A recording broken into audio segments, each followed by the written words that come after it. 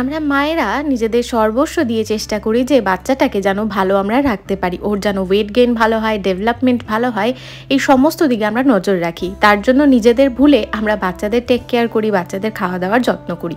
এই সমস্ত করা সত্ত্বেও মাঝে মধ্যে বাচ্চারা অসুস্থ হয়ে পড়ে। আর অসুস্থতার সময় যেহেতু বাচ্চারা খাওয়া দাওয়া ঠিকঠাক করে না, তাই ওই সময় ডেভেলপমেন্ট কম হয়, তার সাথে সাথে কিন্তু অনেক সময় ওয়েট লস হয়ে যায়।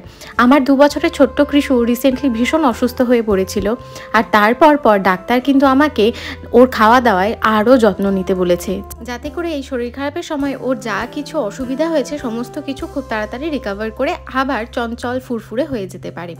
তো ডাক্তার আমাকে কিছু জিনিসের খেয়াল অবশ্যই রাখতে বলেছেন, কিছু স্পেসিফিক খাবার ওকে অবশ্যই খাওয়াতে বলেছেন। সেই সমস্ত কিছু বড় ব্লগে আমি ডিটেলসে আলোচনা করেছি। তার সাথে সাথে ব্রেকফাস্ট থেকে ডিনার অবধি নানান রকমের অপশানের কথা বলেছি। বড় ব্লগটা দেখতে পারো। আশা করছি আমার মতন মায়েদের কিন্তু এই ব্লগটা কাজেই দেবে।